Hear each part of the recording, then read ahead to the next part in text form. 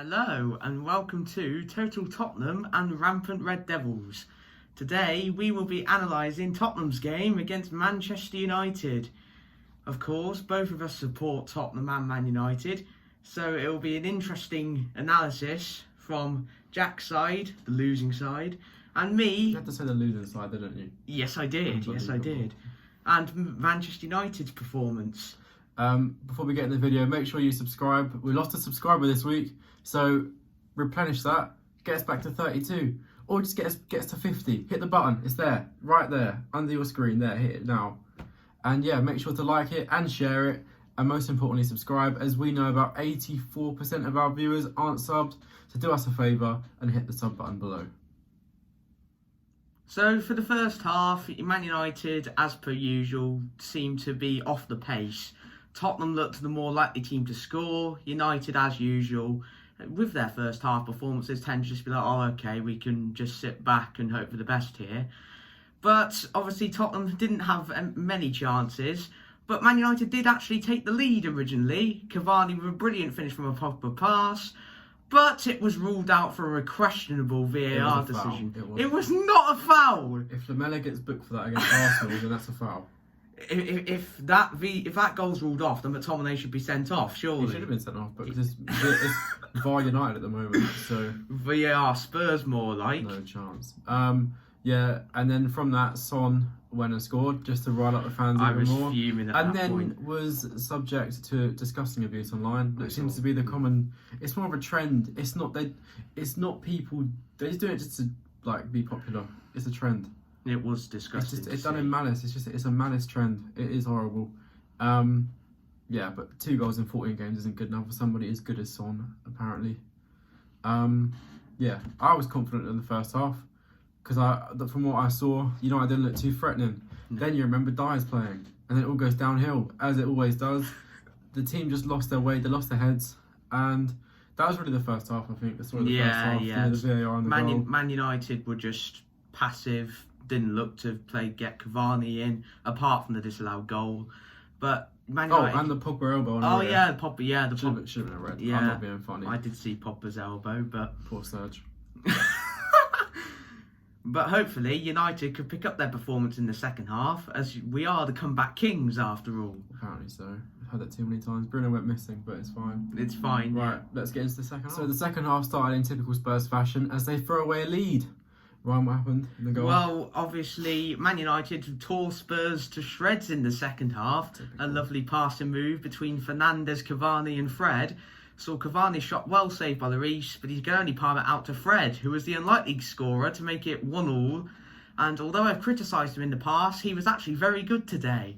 I mean, when Dyer's ball watching, I could score. I'm not being funny, just stood there and watched him tap it in. Another Eric Dyer error. Needs to go. It is time to go, mate. You're not good enough. You've been here for 7 years now. Move on. Go play in the Championship where you belong. And ever since the first goal, Spurs just seemed to completely capitulate. They weren't pressing as they were in the first half. United were all over them. And then they got another goal in the 79th minute. Fernandes was able to meg Reguilon to get the pass to Greenwood, who played a brilliant first-time cross into the box, where Cavani, the master marksman, performed a suitable diving header which landed in the back of the net, and he got his goal, which was justified after his first half one was dubiously ruled out for the VAR. Well, I feel Cavani's a player Spurs should have signed in the summer, but instead we spent 20 million on Bell's wages. Well done, Daniel Levy, you absolute knob. Yeah, 2-1. And it was game from then. It was game from then. United looked to not hold on for a 2-1 lead. But Mason Greenwood was able to secure the win with a shot that was at his near post, which, for a keeper of Lloris's ability, I feel he should have saved. It was pretty much near post, and I don't like the fact when goalkeepers get beat at their near post. Yeah, Lloris, severe head loss again. Every week it's happening at the moment. Another one that's on the fence I'm on about. I think it's probably time to go for him as well. He's been here, 10 years almost. With a lot of the players at the moment, just move them on. Poch was right. You can have the nicest house, but the worst furniture. Spurs' house obviously being that whopping ground and the training centre, and having loads of deadwood in the team that's making the furniture, making the house look bad. 8 players, 9 players this summer. Come on, Levy, pull your finger out, do what's needed. We need a trophy. We need Jose's back in. because it's not him, it's the players. You can't polish a turd by just giving a manager a crap team. It's not how it works, really. I agree. Yeah. Spurs definitely need to spend money. The fact that United were able to just basically go all over them in the second half It's not the first time we've seen it this season. shows that it's not Jose's fault. It's the fact that he has a poor squad. Yeah. I mean, you've got the likes of Kane and Son that are good enough, and Dombele, Højbjerg are probably the only players that I'd say have a permanent place at Spurs. I'd say so. Realistically. Yeah, and where's Alderweireld again? Missing again. Alderweireld and Rodon, it wouldn't have been 3-1. I was surprised he was left on the bench. I thought it wouldn't have been 3-1. Maybe we still would have lost, but it wouldn't have been 3-1. Cavani was all over Dyer that game. Well, it's not hard. He's a fridge on a good day. To be fair, first half I thought he actually put in a good shift. He did. And then head loss. I don't know what it is. It's the mental side of the game. Yeah. Something that Mourinho excels in. He just can't seem to reach out. The players aren't good enough for his methods. I feel again. I say it every week. I just repeat myself at this point. Just back him in the summer. Get rid of the deadwood. We go again next year because 50 games for both clubs is too much. That's the most I've seen him play, I think, in a long time.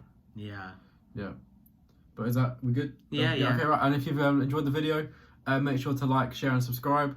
It's there. 50. Get us to 50, and there'll be better content coming soon, and more exclusive stuff.